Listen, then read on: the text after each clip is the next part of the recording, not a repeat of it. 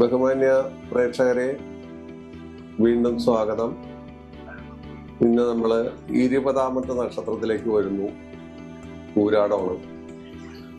ഇത്ര അധികം വഴികേട്ട ഒരു നക്ഷത്രം പൂരാടത്തിനെ പോലെ 27 നക്ഷത്രങ്ങളിൽ മറ്റൊന്നുമില്ല. വെറുതെയെങ്കിലും പൂരാടം ആളുകളെ കൊണ്ട് പറയിപ്പിച്ചുകൊണ്ടിരിക്കും. വസ്തുത ഒന്നും ഇതിനകത്തില്ല എന്നുള്ളതാണ് സത്യം.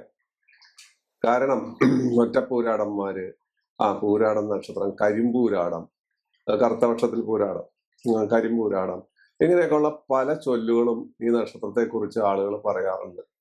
അതിന് കൂറുദോഷമുണ്ട്, മറ്റു പലതും ഉണ്ട്. പക്ഷെ ഇതിനകത്ത് വേറൊരു കാര്യമുണ്ട്. വേദവ്യാസന്റെ നക്ഷത്രം പൂരാടമാണ്. പലർക്കും അറിയാത്തൊരു കാര്യമാണ്.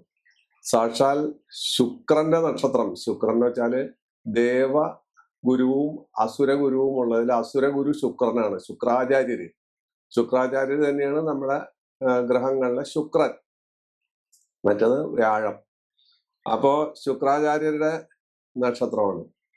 അതുപോലെ നമ്മുടെ നക്ഷത്രം ജനിച്ച ആളുകളെ കുറിച്ച് സാധാരണ 1-2 പേരെ പറയാറുള്ളൂ. പക്ഷെ ഈ നക്ഷത്രത്തിന്റെ പഴി കേൾക്കുന്നതുകൊണ്ടാണ് ഞാൻ കൂടുതൽ പറയുന്നത്. സച്ചിൻ തെണ്ടുൽക്കർ പൂരാടമാണ്. ആചാര്യ രജനി ഓഷോ പൂരാട നക്ഷത്രമാണ്. അതുപോലെ ഒരുപാട് ആളുകൾ, നടൻ നരേന്ദ്രപ്രസാദ് മരിച്ചു. അദ്ദേഹം മന്ത്രി ബാലകൃഷ്ണപിള്ള, പഴയൊരു മന്ത്രി ബാലകൃഷ്ണപിള്ള, പഴയ രാഷ്ട്രപതി KR നാരായണൻ, ഇങ്ങനെ ഒരുപാട് ആളുകൾ ഈ നക്ഷത്രത്തിൽ ജനിച്ചിട്ടുണ്ട്. ഇവർക്കെല്ലാം ഭിന്ന പ്രകൃതിയാണ്. അപ്പോ ഈ നക്ഷത്രത്തിന്റെ പോക്കണംകേടിനെ കുറിച്ച് പറയുന്നതിന് മുമ്പ് ഇതിൽ ജനിച്ച ഏറ്റവും വലിയ ആളുകൾ അഡോൾഫ് ഹിറ്റ്ലർ പൂരാട നക്ഷത്രമായിരുന്നു. അപ്പൊ ഇവരുടെ എല്ലാം സ്വഭാവങ്ങൾ വ്യത്യസ്തമാണ്. ഒരാളുടെ സ്വഭാവമല്ല മറ്റൊരാളുടേത്. പക്ഷെ ഈ നക്ഷത്രം പഴി കേട്ടുകൊണ്ടിരിക്കും. ഈ നക്ഷത്രക്കാരും പഴി കേട്ടുകൊണ്ടിരിക്കും. കാരണമുണ്ട്. നമുക്ക് മുന്നോട്ട് പോകാം. അപ്പൊ ഇത്രയും കാര്യങ്ങൾ പറഞ്ഞുകൊണ്ടാണ് നമ്മൾ ഈ നക്ഷത്രത്തെ കുറിച്ച് പറഞ്ഞു തുടങ്ങുന്നത്. ആകാശവീതിയില് ഏകദേശം മുറത്തിന്റെ ആകൃതിയില് 4 നക്ഷത്രങ്ങൾ കാണുന്നതിനാണ് പൂരാടം എന്ന് പറയുന്നത്. ഒന്നും നമുക്ക് നേരിട്ട് കാണാനൊന്നും പറ്റൂല. അപ്പോ അതാണ് പൂരാടം നക്ഷത്രത്തിന്റെ വിവക്ഷ. അത് സത്യത്തില് ഈ പറയുന്ന രീതിയിൽ കൂറുദോഷം ഇതിനകത്തുണ്ട്. 1-ാം പാദം മാതാവിനും, 2-ാം പാദം പിതാവിനും, 3-ാം പാദം അമ്മാവനും, 4-ാം പാദം ജാതനും ജനിച്ച കുട്ടിക്കും ദോഷം വരുത്തുന്നു എന്നുള്ളതാണ് ഇതിന്റെ ഒരു ആക്ഷേപവശം.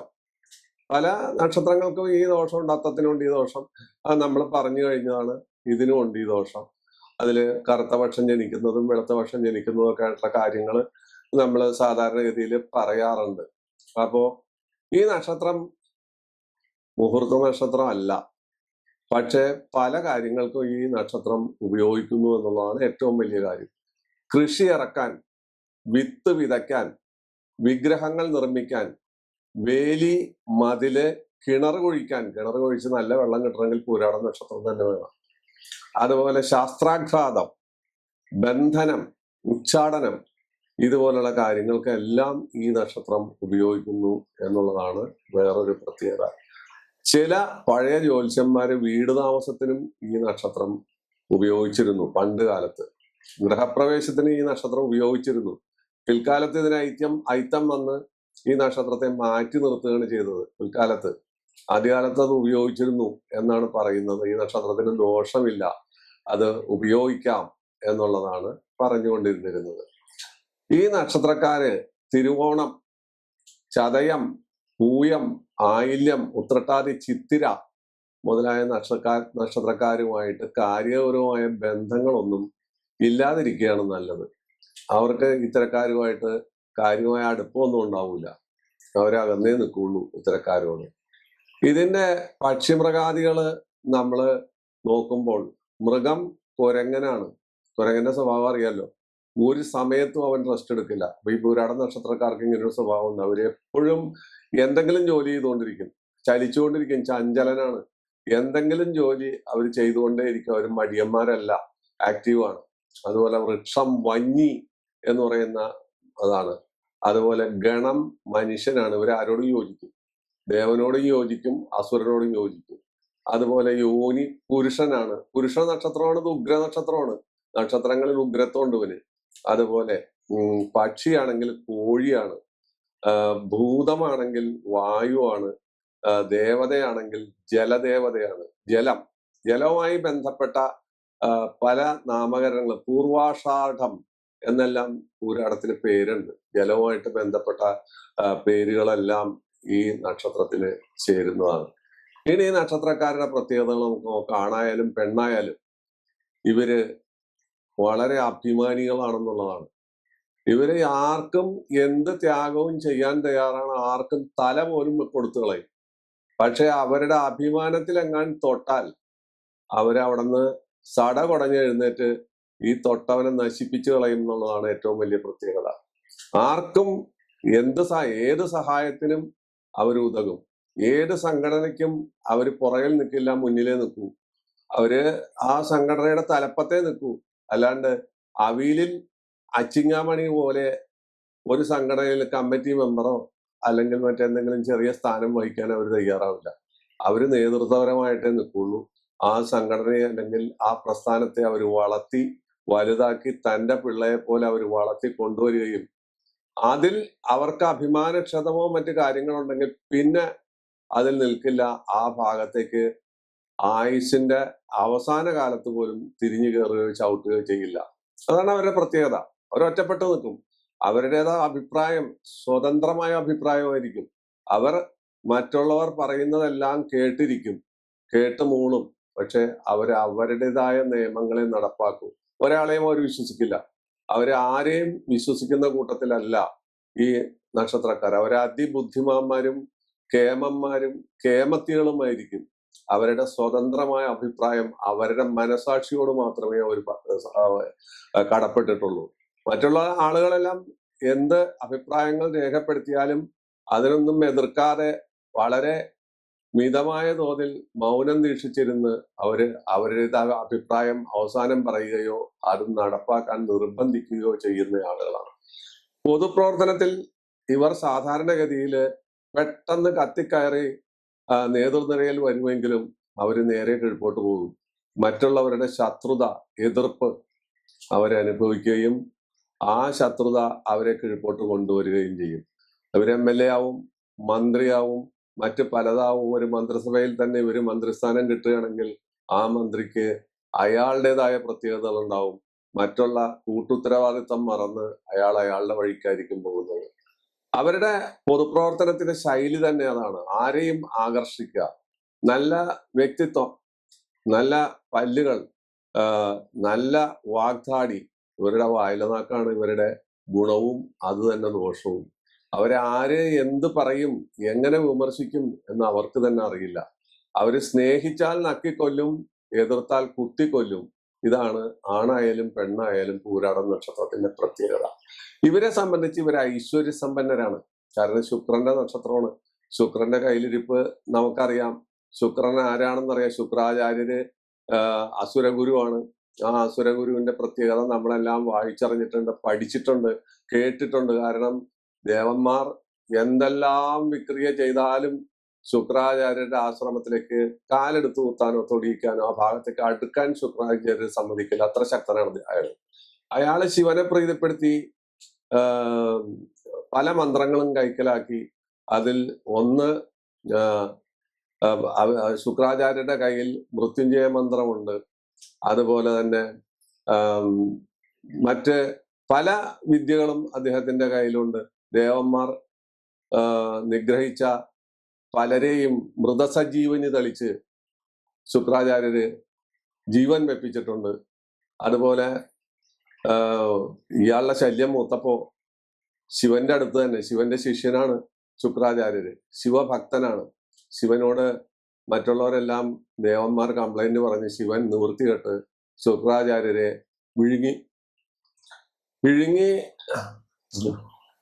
അദ്ദേഹത്തിന്റെ വയറ്റിൽ കിടന്ന് മൃത്യുഞ്ജയ മന്ത്രം പഠിച്ചെടുത്ത് മൂത്രത്തിൽ കൂടി പുറത്തു വന്ന് മൃത്യുഞ്ജയ മന്ത്രം കൈക്കലാക്കിയ അപാര പ്രതിഭയാണ്. വെള്ളിയാഴ്ച ദിവസവും പൂരാടവും കൂടിയ ദിവസമാണ് ശുക്രാചാര്യരുടെ ജനനം. അപ്പൊ ശുക്രാചാര്യരെ ഞാനിവിടെ സാന്ദർഭികമായിട്ട് സ്പർശിച്ചു പോവുകയാണ്. ഈ പുരാണ കഥയൊക്കെ എന്തിനാണ് ഒരു നക്ഷത്രത്തിനെ പറയുന്നത് വെച്ചാൽ ഈ നക്ഷത്രക്കാർക്ക് ഈ സ്വഭാവങ്ങളുണ്ട്, ഇങ്ങനെയൊക്കെയുള്ള സ്വഭാവങ്ങളുണ്ട്. കുശാഗ്ര ബുദ്ധി, എവിടെ നിന്ന് ഏത് വിദ്യയും അവര് സ്വയം പഠിച്ചെടുക്കും. ഗുരുക്കന്മാർ ഇവർക്ക് ഉണ്ടാകില്ല. ഇവര് ഗുരുക്കന്മാരില്ലാതെ തന്നെ ബുധനെ പോലെ സകല വിദ്യയും പഠിച്ചെടുക്കും. ശുക്രൻ അവർക്ക് അനുകൂലിയായിരിക്കും. പുരാണ നക്ഷത്രത്തിന് എപ്പോഴും ശുക്രൻ ആനുകൂല്യം കൊടുത്തുകൊണ്ടിരിക്കും. അതാണ് ഇവരുടെ ഒരു ഏറ്റവും വലിയ പ്രത്യേകത. അപ്പോ നമ്മൾ വീണ്ടും വ്യക്തിയിലേക്കും അതുപോലെ സ്ത്രീകളിലേക്കും തിരിച്ചു വരാം. വ്യക്തി എന്നുള്ള നിലയിൽ ഇവരുടേതായ ആ സ്വഭാവവിശേഷം, അഭിമാനബോധം, അവരുടെ കപ്പാസിറ്റി, അവരുടെ കഴിവുകൾ, അവരുടെ മറ്റ് ബുദ്ധി പ്രവർത്തനങ്ങൾ, ഇവര് ഉന്നത തലങ്ങളിൽ MLA ആവാറുണ്ട്, മന്ത്രി ആവാറുണ്ട്, ഗവൺമെന്റ് സർവീസിൽ ജോലി ചെയ്യാറുണ്ട്, കമ്പനികളിൽ ജോലി ചെയ്യാറുണ്ട്. അതുപോലെ ഒന്നാം തരം കച്ചവടക്കാരായിരിക്കും. ഇവര് തന്ത്രപരമായി ആളുകളെ ആകർഷിക്കാനും അവരോടെല്ലാം നല്ല രീതിയിൽ പെരുമാറാനും ഇടപെടാനും അവരുടെ കച്ചവടം വർദ്ധിപ്പിക്കാനും അവര് മിടുക്കന്മാരായിരിക്കും. സ്ത്രീകളാണെങ്കിൽ അവരെ സംബന്ധിച്ചിടത്തോളം അവര് സൗന്ദര്യവതികളും ഉത്തമ ഭാര്യമാരും. അതേ തലത്തിൽ തന്നെ അവർക്ക് അവരുടെ വീട് വളരെ കൃത്യമായി മനോഹരമായി സൂക്ഷിക്കാനുള്ള ഒരു സൗകര്യവും മനസ്സും ഉണ്ടാകും. വീട് എപ്പോഴും നിറഞ്ഞിരിക്കണം, അവരുടെ അടുക്കള നിറഞ്ഞിരിക്കണം. നാളെ വെക്കാനുള്ള അരി ഇന്ന് അവർ കരുതി വെക്കും. അരിക്ക് വെള്ളം വെച്ച് തീ കത്തിച്ച ശേഷമല്ല അവര് അരി അവിടെ ഉണ്ടോ എന്ന് അന്വേഷിക്കുന്നത്. അവർ തലേ ദിവസം വെച്ചിട്ടുണ്ടാവും. അതുപോലെയാണ് അവരുടെ എല്ലാ കാര്യങ്ങളും. നാളെ ചെയ്യേണ്ടതായ കാര്യം അവർ ഇന്ന് ചെയ്തു വെച്ചിട്ടുണ്ടാവും. ഇന്ന് മൊബൈൽ ഫോണിലെ ചാർജ് തീരുകയാണ്, നാളെ ചാർജ് ചെയ്താൽ മതി എന്ന് അവർ കണക്കാക്കില്ല. ഇന്ന് തന്നെ ചാർജ് ചെയ്യും. ഒരു ദിവസം പോയാലും ഒരു ദിവസം മുമ്പ് തന്നെ അവർ കാര്യങ്ങൾ നടത്തിയിരിക്കും. അതുപോലെ കറണ്ട് ബില്ലോ വീട്ടുകരമോ മറ്റെന്ത് കാര്യത്തിലാണെങ്കിലും അവര് ഒരു പടി മുന്നോട്ടായിരിക്കും. മറ്റുള്ളവരെ കൊണ്ട് വഴി കേൾപ്പിക്കില്ല. ആരെങ്കിലും അവരെ വിരോധമായി അപമാനകരമായി സംസാരിക്കുകയോ പെരുമാറുകയോ ചെയ്താൽ പിന്നീട് അവരുമായിട്ട് ആ പക സൂക്ഷിച്ചു വെക്കുകയും ഈ വ്യക്തി വന്ന് അയ്യോ ചേച്ചി ചേട്ടാ എന്ന് വിളിച്ചാൽ അവർക്ക് വേണ്ടി സകലതും മറന്ന് പ്രവർത്തിക്കുകയും ചെയ്യുന്ന സ്വഭാവവും ഇവരുടെ കയ്യിലുണ്ട്. കാരണം എല്ലാ ദേഷ്യങ്ങളും എല്ലാ വിഷമങ്ങളും അന്യരുടെ വിഷമങ്ങൾ വരുമ്പോൾ മറന്ന് ആ ശത്രുമിത്ര ഭാവമില്ലാതെ ഇവര് അവരോട് അലിഞ്ഞു ചേരുകയും അവരെ സഹായിക്കുകയും ചെയ്യും. പക്ഷേ ഏതൊരു കാര്യത്തിനും ഇവർക്ക് സ്റ്റാർട്ടിങ് ട്രബിൾ ഉണ്ട്. ഇവര് ഒരു കാര്യത്തിനും പെട്ടെന്ന് ചാടി വീഴില്ല. അടങ്ങി ഒതുങ്ങി ആരെങ്കിലും ചെയ്യട്ടെ എന്ന് കരുതി ഇരിക്കുന്ന സമയത്ത് ഒരു ഉൾവിളി ഉണ്ടായിക്കഴിഞ്ഞാൽ, പെട്ടെന്നൊരു ഉൾവിളി ഉണ്ടായിക്കഴിഞ്ഞാൽ ഇവർ ആ രംഗത്ത് ചാടി വീഴുകയും ആരോഗ്യത്തിനെ പോലും വകവയ്ക്കാതെ അതിനുവേണ്ടി അഹോരാത്രം പ്രയത്നിക്കുകയും വിജയം കാണുന്നത് വരെ അവര് മരിച്ചാലും വിജയം കാണുന്നത് വരെ അതിനുവേണ്ടി പ്രവർത്തിക്കുകയും ചെയ്യുന്ന സ്വഭാവമാണ് ഈ പൂരാടം നക്ഷത്രക്കാരുടേത്. സത്യസന്ധത, അഭിമാനബോധം, അതുപോലെ പ്രയത്നശീലം, അത്ര തന്നെ മടി, അത്ര തന്നെ പിന്നോട്ടടിക്കുന്ന സ്വഭാവം, ഇതെല്ലാം ഇവരുടെ കയ്യിലുണ്ട്. രോഗങ്ങളെ ഭയമാണ്. കാര്യമായ രോഗങ്ങൾ ഇവർക്ക് വരാറില്ല. സാധാരണ ശ്വാസകോശ സംബന്ധമായ രോഗങ്ങൾ, അതുപോലെ മറ്റ് രോഗങ്ങളെ പറയുകയാണെങ്കിൽ ഡയബറ്റിസ്, ഇതുപോലൊക്കെയുള്ള ചെറിയ ചെറിയ രോഗങ്ങളായിരിക്കും ഇവരെ അലട്ടുന്നത്. പക്ഷെ അവർക്ക് പല രോഗങ്ങളും വരുമോ, ഈ രോഗം എന്നെ ആക്രമിക്കുമോ, എന്നെ കീഴ്പ്പെടുത്തുമോ എന്നുള്ള സംശയം ഭയങ്കരമായിട്ട് ഇവര് കൊണ്ടു നടക്കുന്നു. അതാണ് അവരുടെ ഒരു പ്രത്യേകത. എന്നുവെച്ചാൽ അവർ രോഗങ്ങളെ ഭയപ്പെടുന്നു, ആശുപത്രിയെ ഭയപ്പെടുന്നു, വൈദ്യനെ ഭയപ്പെടുന്നു, ഡോക്ടറെ ഭയപ്പെടുന്നു. ഇതെല്ലാം ഇവരുടെ ഒരു പ്രത്യേക സ്വഭാവഗതിയാണ്. പക്ഷെ ഇവര് സമുദായ മധ്യത്തിൽ പ്രസിദ്ധരായിരിക്കും. ആ പ്രസിദ്ധി ഉണ്ടെങ്കിൽ പോലും മറ്റൊരാളുടെ കാല് പിടിക്കാനോ അല്ലെങ്കിൽ തൻ്റെ പ്രസിദ്ധിക്ക് വേണ്ടി എന്തെങ്കിലും ഒരു സഹായം ചെയ്യണം, എനിക്കൊരു അവാർഡ് കിട്ടണം, അല്ലെങ്കിൽ ഒരു എന്തെങ്കിലും അവാർഡ്, ഇപ്പൊ നമ്മുടെ അവാർഡിന്റെ കാലമാണല്ലോ, അവാർഡുകളുടെ കാലമാണ്. അത് രാഷ്ട്രീയക്കാരെ പിടിച്ച് രാഷ്ട്രീയക്കാരുടെ പുറകെ നടന്ന് അവരുടെ പെട്ടിയും തൂക്കി നടന്ന് അവാർഡ് വാങ്ങാമെന്നോ പത്മശ്രീ വാങ്ങാമെന്നോ അവര് ധരിക്കില്ല. അവര് പോകില്ല. ആ കാര്യത്തിന് വേണ്ടി അവര് പോകില്ല. അവരെ തേടി വന്നാൽ അവർ സ്വീകരിക്കും എന്നല്ലാതെ അവർ മറ്റുള്ളവരുടെ പുറകെ പോയി അവരുടെ അഭിമാനം പണയം വെച്ച് ഒന്നും ചെയ്യാത്ത ആളുകളാണ് സ്ത്രീകളായാലും പുരുഷന്മാരായാലും. സ്ത്രീകൾ ഉത്തമ കുടുംബിനികളാണ്. അവര് ഭർത്താക്കന്മാരെ അവര് ദൈവത്തെ പോലെ കണക്കാക്കുകയും ഭർത്തൃമതികളായ സ്ത്രീകൾ ഭർത്താക്കന്മാർക്ക് വേണ്ടി ഏത് സേവനവും ചെയ്യാനും അവര് തയ്യാറാകുന്നു എന്നുള്ളതാണ്. ഭർത്താക്കന്മാരെ ന്യായീകരിച്ചു നിൽക്കും അവര്. ഭർത്താവ് തെറ്റ് ചെയ്താൽ പോലും പൂരാട നക്ഷത്രം സ്ത്രീ ആ ഭർത്താവിനെ ന്യായീകരിച്ചു നിൽക്കും. അതേ സ്ഥാനത്ത് തന്നെ ഇവരുടെ വൈവാഹിക ജീവിതം 100-ൽ 90 സുഖകരമായിരിക്കും. 10% അലോസരങ്ങൾ ഉണ്ടാവും. ആ അലോസരങ്ങൾ വിവാഹ വേർപാടിൽ എത്തിച്ചേരുകയും ചെയ്യും. രണ്ടും ഈ പറയുന്ന രീതിയിൽ നക്ഷത്രങ്ങളുടെ പ്രത്യേകത കൊണ്ട് പൂരാട നക്ഷത്ര സ്ത്രീ അഗ്നിജ്വാലയായി മാറുന്ന സംഭവങ്ങളും കാണാറുണ്ട്. നമ്മുടെ നാട്ടിൽ കാണുന്ന ഈ സ്ത്രീ വിമോചന പ്രസ്ഥാനത്തിലും അതുപോലെ സ്ത്രീകളുടെ അവകാശ സംരക്ഷണത്തിലും അനേകം സ്ത്രീകളുണ്ട്. അവരുടെ ആ വയലനാക്കും അവരുടെ പ്രസംഗ ശൈലിയും അവരുടേതായ ആ വീറും വാശിയും ഈ സംഘടനയ്ക്കും അതിന്റെ പ്രവർത്തനങ്ങൾക്കും വളരെ ഉത്തേജനം കൊടുക്കും.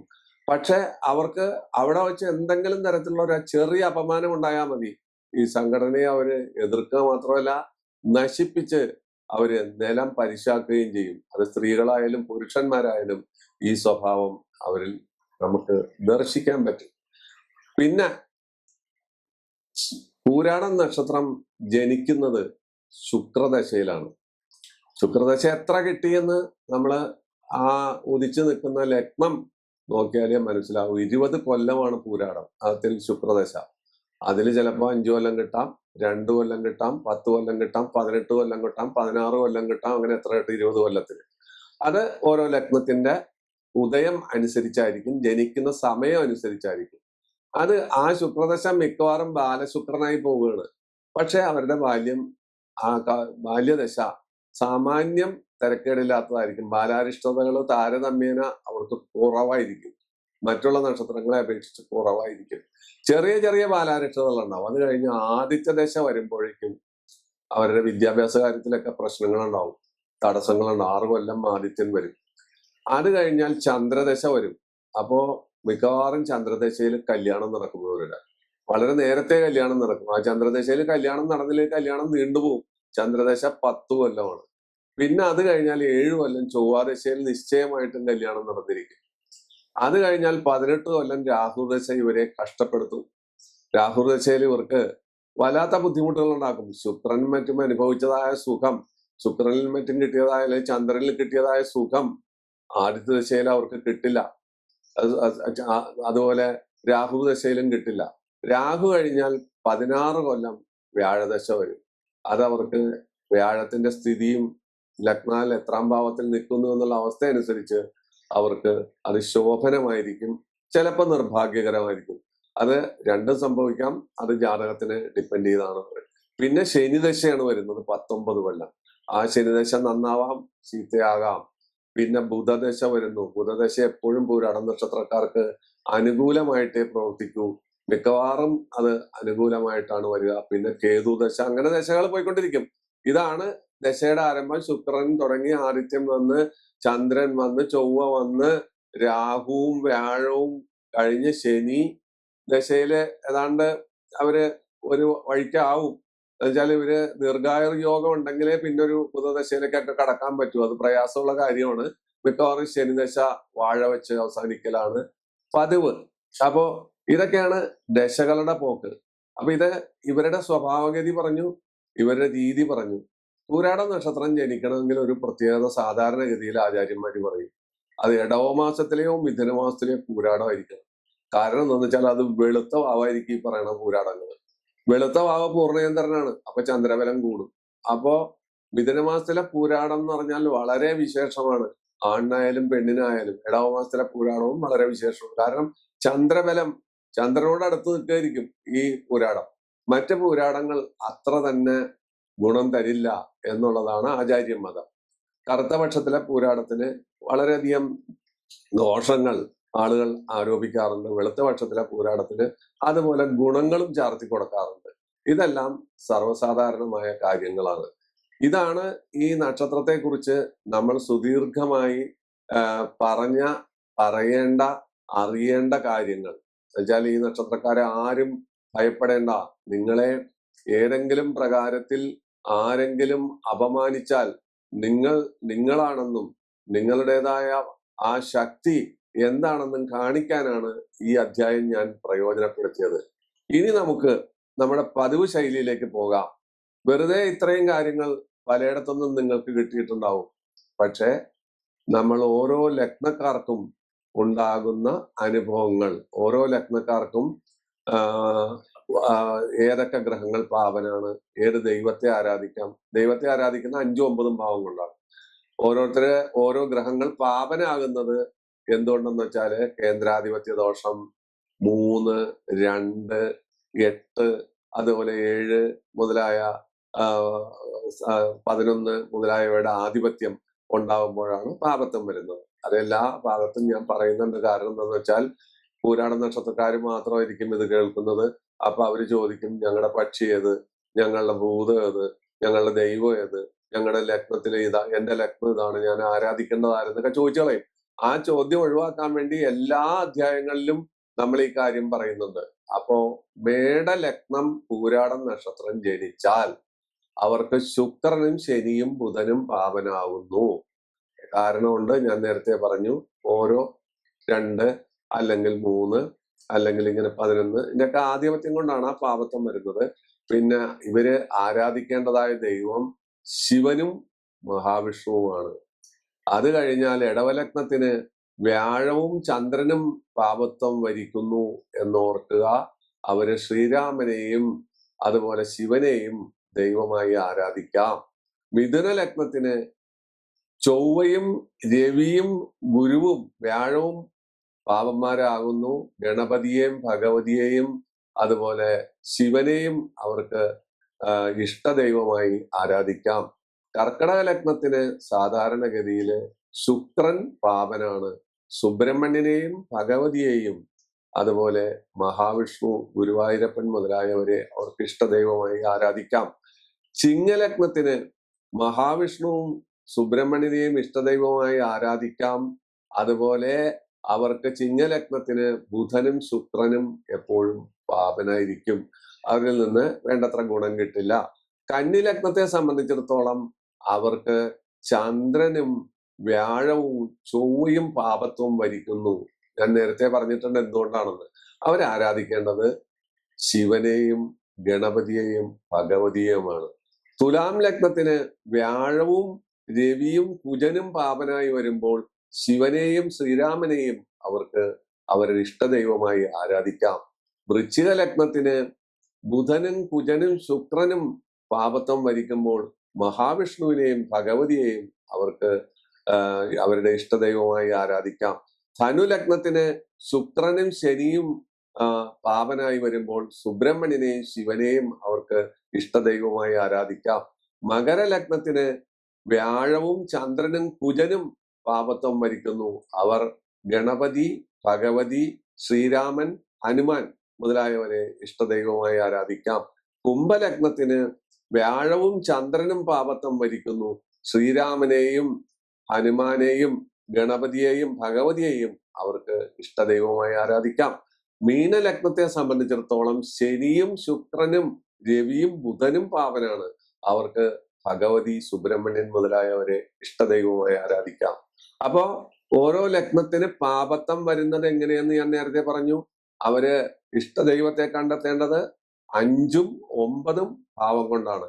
ഇതിനകത്ത് പിന്നെ കുടുംബദൈവം ഉണ്ടാവും, മറ്റു പല കാര്യങ്ങളുണ്ടാവും. എന്നിരുന്നാലും പൂരാടം നക്ഷത്രത്തെ കുറിച്ച് വളരെ വിശദമായ കാര്യങ്ങൾ ഈ ചെറിയ സമയത്തിൽ, ഈ ചെറിയ അധ്യായത്തിൽ നമ്മൾ പ്രതിപാദിക്കപ്പെട്ടു. ഇത് ഒരു വിശിഷ്ടമായ നക്ഷത്രമാണ്, ഉഗ്ര നക്ഷത്രമാണ്. ആർക്കും ഇവരെ തോൽപ്പിക്കാൻ പറ്റാത്ത ഒരു പോരാളി ആയിരിക്കും ഇവര് സമൂഹ മധ്യത്തിൽ അറിയപ്പെടുക. അവർ അവരുടെ നിലവാരം നിലനിർത്തിക്കൊണ്ടേ ഏത് കാര്യത്തിലും ഇടപെടും. മറ്റുള്ളവരുടെ അടിമകളാകാനോ മറ്റുള്ളവരുടെ മുമ്പിൽ കൈനീട്ടാനോ അല്ലെങ്കിൽ അവരുടെ അഭിമാനം പണയം വെക്കാനോ അവരൊരിക്കലും പോകില്ല എന്നുള്ളതാണ് ഈ നക്ഷത്രക്കാരുടെ പ്രത്യേകത. അത് പുരുഷനായാലും സ്ത്രീ ആയാലും ഒരുപോലെ തന്നെയായിരിക്കും. അതുപോലെ ഇവരുടെ കുട്ടികൾ ഉന്നത സ്ഥാനത്ത് എത്തിച്ചേരുന്നു. കുട്ടികളെ സംബന്ധിച്ച് അവർ ദത്തശ്രദ്ധരായിരിക്കും. അവരുടെ വിദ്യാഭ്യാസ കാര്യങ്ങളും അവരെ വളർത്തേണ്ടതും നടത്തേണ്ടതായ കാര്യങ്ങൾ പട്ടാള ചിട്ടയിൽ അവർ നോക്കുന്നു എന്നുള്ളതാണ് ഏറ്റവും വലിയ പ്രത്യേകത. ഇത്രയും കാര്യങ്ങൾ വളരെ വിനയപൂർവ്വം അവതരിപ്പിച്ച് ഈ അധ്യായം ഇവിടെ അവസാനിപ്പിക്കുന്നു. നിങ്ങൾക്കിത് ഇഷ്ടപ്പെട്ടു എന്ന് ധരിക്കുന്നു. വീണ്ടും അടുത്ത അധ്യായമായി എല്ലാ ഞായറാഴ്ചയും ബുധനാഴ്ചയും കണ്ടുകൊണ്ടേയിരിക്കാം. നന്ദി, നമസ്കാരം.